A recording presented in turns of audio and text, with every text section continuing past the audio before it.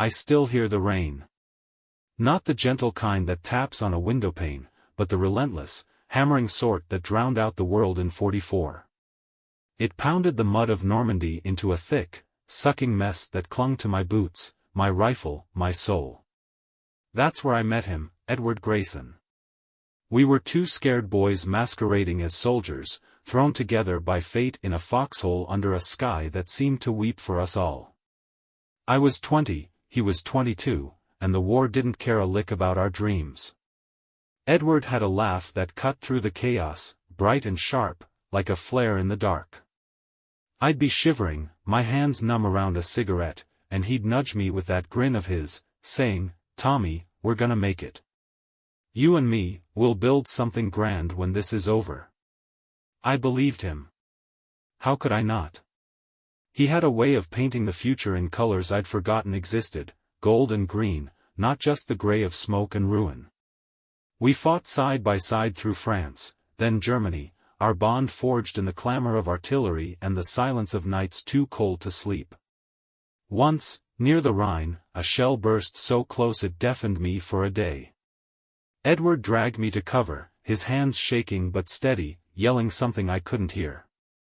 Later, he told me he'd promised God we'd both survive if he spared us then. I laughed it off, but his eyes were serious, stormy with a faith I envied. He talked about his girl back home, Clara. Said she had hair like sunlight and a voice that could tame the wind. I'd nod, picturing my own sweetheart, Mary, waiting in Brooklyn with her letters full of hope. We made a pact, Edward and I, we'd get through this war, start a business together, something honest, like a hardware store, and live the lives we'd dreamed of. I clung to that promise like a lifeline. By '45, the war was done, and we stumbled back to the world, battered but alive. Edward's laugh was quieter now, his eyes shadowed, but he still had that fire. We shook hands on a dusty street in New York, vowing to build our future. I didn't know then how the rain of war would follow us, how it'd twist into a different storm, one of betrayal, greed, and a wound deeper than any bullet could carve. The air smelled of sawdust and possibility that summer of '46. Edward and I pooled every dime we'd scraped from our army pay and opened Grayson and Hale Hardware on a corner lot in Brooklyn. It wasn't much, a squat little building with peeling paint and a tin roof that rattled in the wind, but it was ours. I'd sanded the counter myself, my hands still calloused from gripping a rifle, while Edward sketched plans for shelves, his pencil flying with the same urgency he'd once aimed a gun. We worked like men possessed. I'd haul crates of nails and hinges, sweat stinging my eyes, while he charmed customers with that laugh of his, now softened but still alive.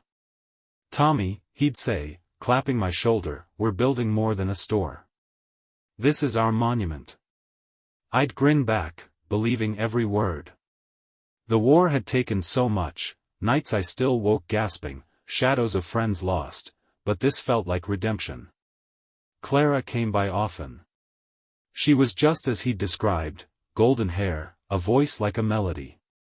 She'd bring us coffee, her smile warming the dim shop, and I'd catch Edward watching her, his eyes soft with something deeper than pride. I met Mary again too, my Mary, with her dark curls and quiet strength. She'd waited for me, and when I kissed her under the shop's flickering bulb, I felt the war slip a little further away. But there were cracks I didn't see then. Edward started staying late, scribbling numbers in a ledger, his brow creased. "Just planning ahead," he'd say when I asked. I trusted him, why wouldn't I? He'd saved my life more times than I could count. Once, over beers, he talked big, expanding the shop, buying land, making a name. I nodded, caught up in his storm of ambition, not noticing how it churned darker. Mary noticed, though. "He's different from you, Tom," she said one night, her voice low as rain tapped our window. "He wants more than this." I brushed it off, said she didn't know him like I did. But I remember her eyes, steady and wary, like she saw the thunder coming long before I heard it. I should have listened. Edward's dreams were growing, wild and vast, and I was just a shadow in their path. By 48, the shop was thriving. The jingle of the bell above the door was a constant song, and folks from all over Brooklyn came for nails, tools, even advice. Edward had a knack for it, talking up a storm, making every customer feel like family. I was the quiet one, content to fix a broken latch or tally the books, but together we were a machine, humming with purpose. I'd catch myself smiling, thinking this was it, the life we'd promised each other in that muddy foxhole. Edward's energy was a gale, though. He'd pace the aisles, dreaming aloud about a second store, maybe a chain. "We could be kings, Tommy," he'd say, his voice crackling like lightning. I'd nod, happy with our little kingdom, but his eyes were on a horizon I couldn't see. Clara saw it too. She'd linger after bringing lunch, her laughter fading when he'd ramble about money and power. "Eddie, slow down," she'd murmur, but he'd just kiss her forehead and dive back into his plans. I had Mary to keep me grounded. We married that spring, her in a simple white dress, me in a suit that pinched at the shoulders. Edward was my best man, grinning wide as he toasted us with cheap wine. "To Tommy and Mary," he said, "and to the empire we'll build." The crowd cheered, but Mary squeezed my hand, her gaze flickering to him, then back to me. I felt a twinge, something sharp, fleeting, but I drowned it in the joy of the day. Nights were softer then. Mary and I would sit on our porch, her head on my shoulder, the war a distant echo. I'd tell her about Edward, how he'd shared his last canteen in 44, how he'd sung off-key to keep us sane. She'd listen, but her silence grew heavier. "He's your brother, Tom," she said once, "but he's not you." I didn't know what she meant, not yet. I just held her tighter, the stars above us calm and steady. Looking back, that was the last quiet season. Edward's storms were brewing, dark clouds I mistook for ambition. I'd built my life on his promise, on the man who'd pulled me from the dirt. But promises, like men, can bend under pressure, and his were starting to crack. The shop smelled of oil and pine in 49, a scent that clung to my clothes as I worked. Business was good, better than good. We'd hired a kid, Joey, to sweep up and run errands, and the cash drawer rang full each night. Edward was electric, his ideas spilling out faster than I could catch them. "We need to expand, Tommy," he'd say, slapping a map of the city on the counter. "A store in Queens, maybe Jersey. We're bigger than this corner." I'd frown, wiping sawdust from my hands. "This corner's plenty, Ed. We've got a life here." He'd laugh, that old bright sound, but it didn't reach his eyes anymore. They were stormy now, restless, like the sea before a squall. I remembered him in 45, crouched in a ruined barn, whispering about home. "We'll make it simple, Tommy," he'd said then. "Just us and a quiet life." What had changed? I couldn't pin it, but the air between us felt charged, heavy. Clara noticed too.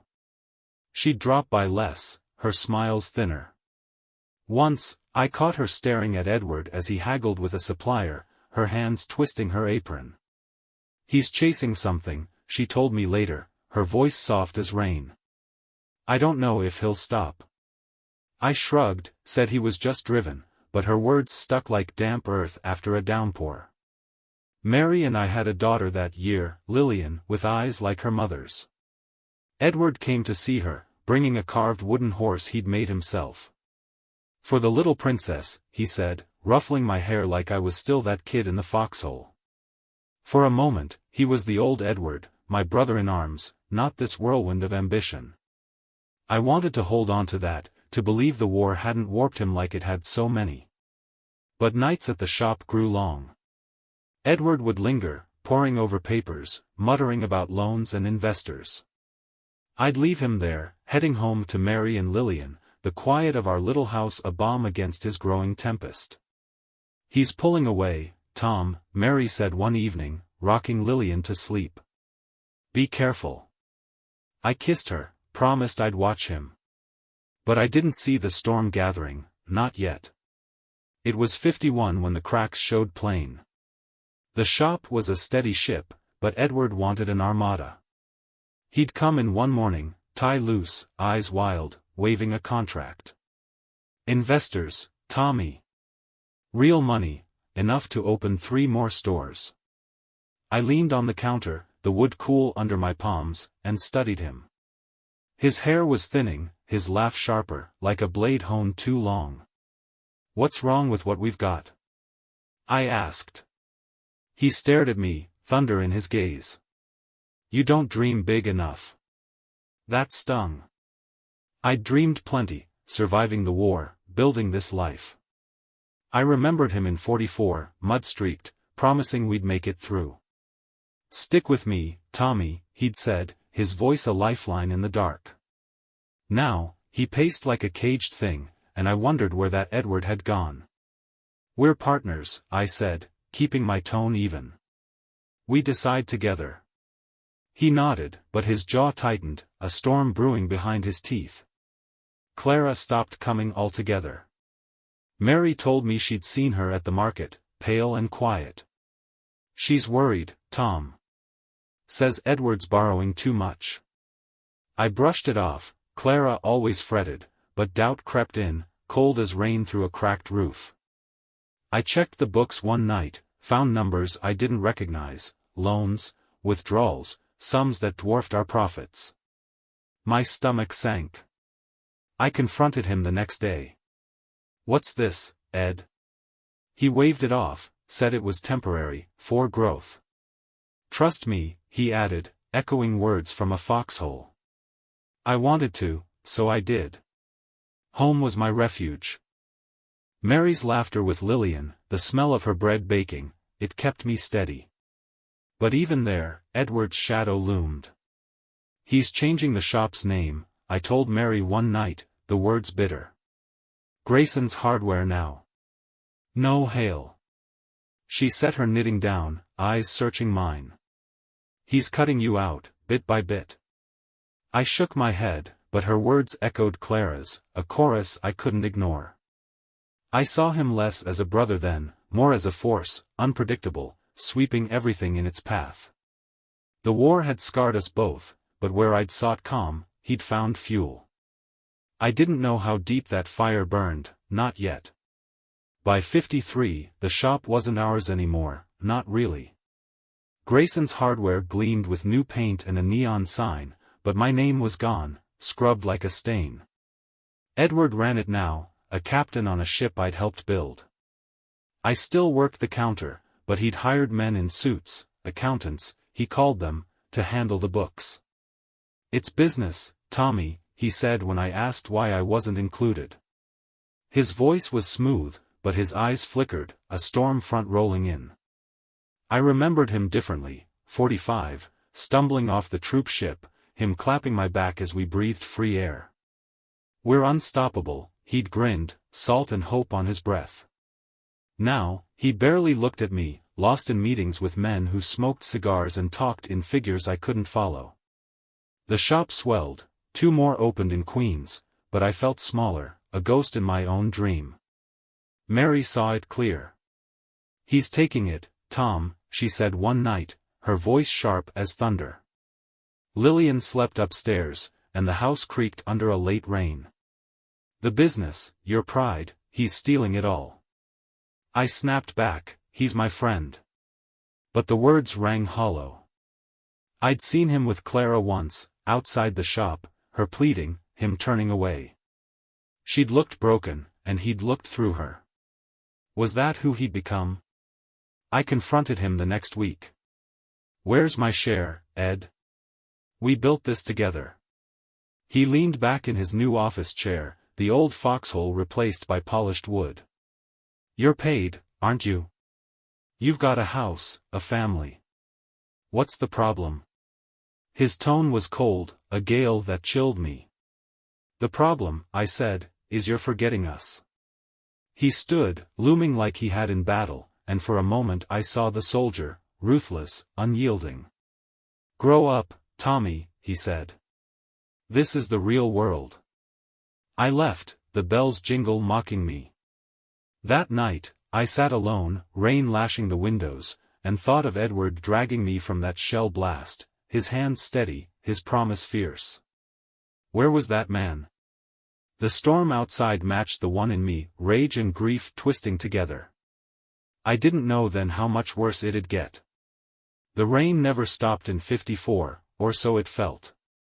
It soaked my coat as I trudged to the shop, now a stranger in my own life. Edward was a whirlwind, opening stores faster than I could track, his name blazing across Brooklyn and beyond. I was just a clerk now, ringing up sales while he sat in an office I wasn't welcome in. Customers still called it our place, and I'd smile, but the lie burned like wet ash. I'd see him in flashes, laughing with those suited men, his voice booming over the clatter of coins. It wasn't the laugh I knew from 44, when we'd huddled in a ditch, sharing a stale biscuit, him joking about the Kaiser's ghost. That Edward had been my anchor, this one was a stranger, his eyes dark with a hunger I couldn't name. I'd ask about profits, about our deal, and he'd brush me off. "You're taken care of, Tommy," he'd say, like I was a dog begging scraps. Mary's patience snapped. "He's robbing you blind," she shouted one night, her voice a thunderclap over Lillian's soft snores. "Fight him, Tom, or he'll take everything." I paced, the floorboards groaning under me. "He's not like that," I said, but doubt gnawed my bones. I thought of Clara, how she'd vanished, her house dark when I'd passed by. Rumor said she'd left him, but no one knew for sure. I hadn't the heart to ask. Then came the letter. It arrived at home, typed and official. Grayson's Hardware was restructuring. My stake, our stake, was gone, bought out for a pittance I hadn't agreed to. I stormed to the shop, the paper crumpled in my fist. "What is this, Ed?"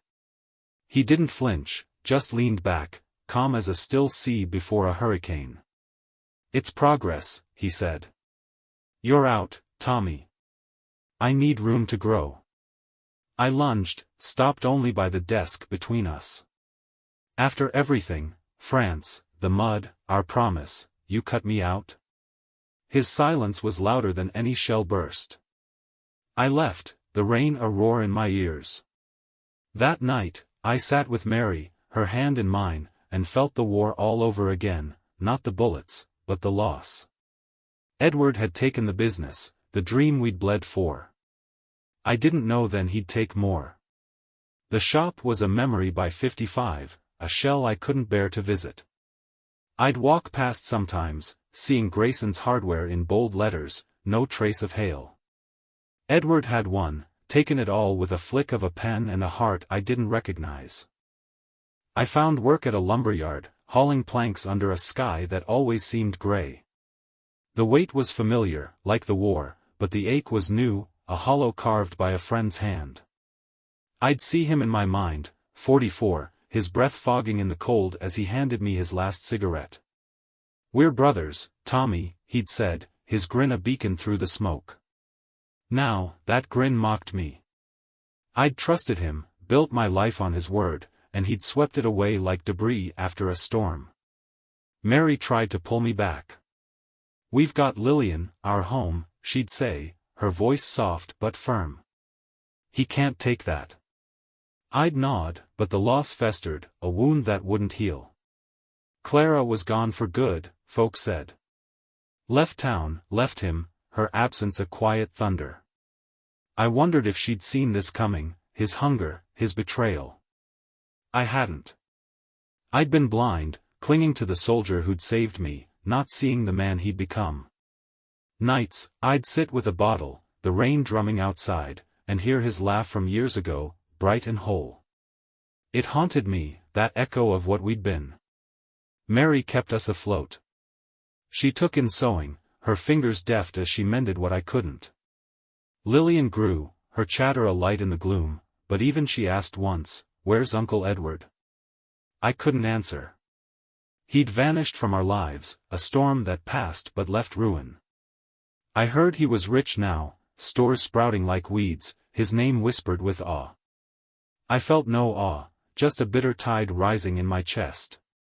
Then Mary started acting strange. She'd linger after errands, her eyes distant. Just tired, she'd say, but her smile was tight, a sail fraying in the wind. I didn't press, didn't want to see another storm brewing. I should've. The truth was closer than I knew, and Edward wasn't done taking. By 57, I was a man adrift. The lumberyard paid the bills, but my hands moved through the days like they were still gripping a rifle, numb and mechanical. Edward's empire towered over Brooklyn, 5 stores now, his name a thunderclap in every hardware aisle. I'd hear it on the wind, carried by folks who didn't know the cost. I'd lost more than a business, I'd lost a brother, the one who'd pulled me from the mud in 44, his voice steady over the shells. "We'll make it, Tommy." Lies, all of it. Mary was my tether, or so I thought.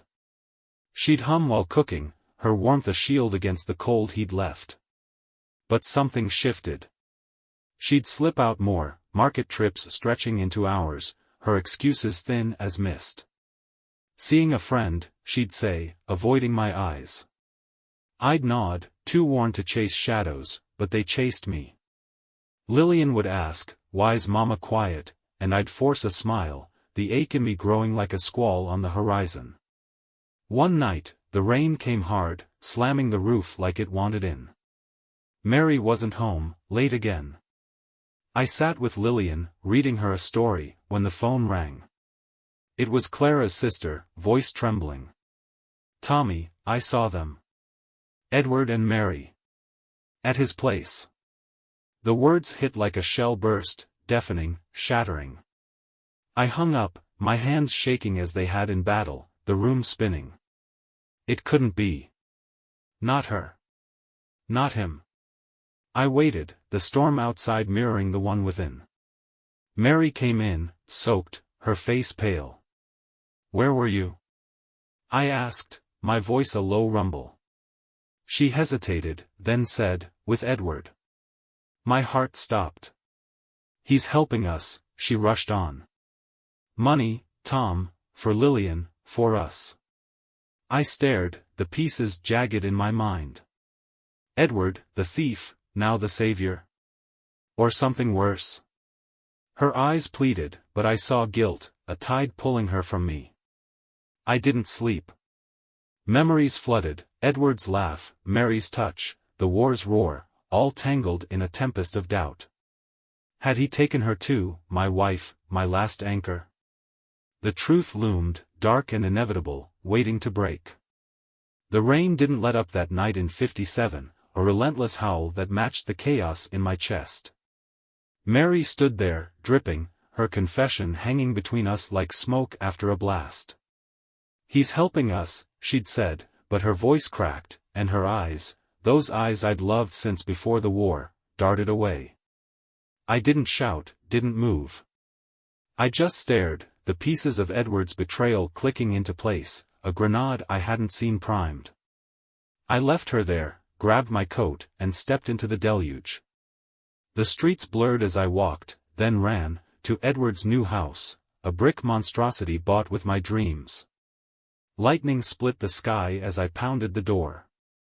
He answered, shirt untucked, surprise flickering before that old grin slid on. "Tommy, what?" I cut him off, shoving past.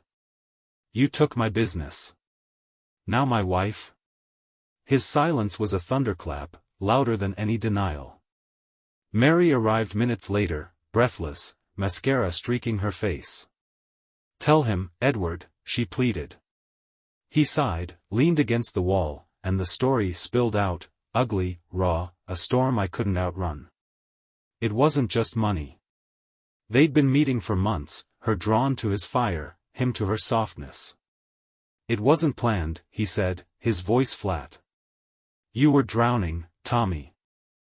I gave her what you couldn't." I lunged, fists flying, but he didn't fight back, just took it, blood on his lip, until Mary pulled me off, sobbing. I stumbled out, the rain a cold slap. Memories crashed in, Edward in 44, dragging me from that shell hole, his laugh cutting through the fear. "We're family," he'd said, his arm around me as we watched the stars over a ruined field. Now, he'd taken everything, the shop, my pride, my wife. I saw Mary's face, torn between us, and knew she'd chosen him, even if she wouldn't say it. Days later, I packed a bag. Lillian clung to me, confused, as Mary watched, silent. "Where you going, Daddy?" my girl asked. "Somewhere quiet," I said, my throat tight. I left them, her with him with his empire, and took a train west, the rumble beneath me like the war's echo. I settled in a small town, found work fixing fences, the sky wide and still. Letters came, Mary begging me back, Edward offering cash, but I burned them, ashes in the wind. Years passed. Lillian wrote once, grown, saying Edward drank himself dead, the stores sold off. Mary was alone now, broken. I felt no victory, just a hollow calm. He'd taken it all, but I'd survived, again. The rain still falls sometimes, soft now, and I hear his laugh, bright as it was in 44. It's a ghost, like him, like us. The storm's over, but the scars remain.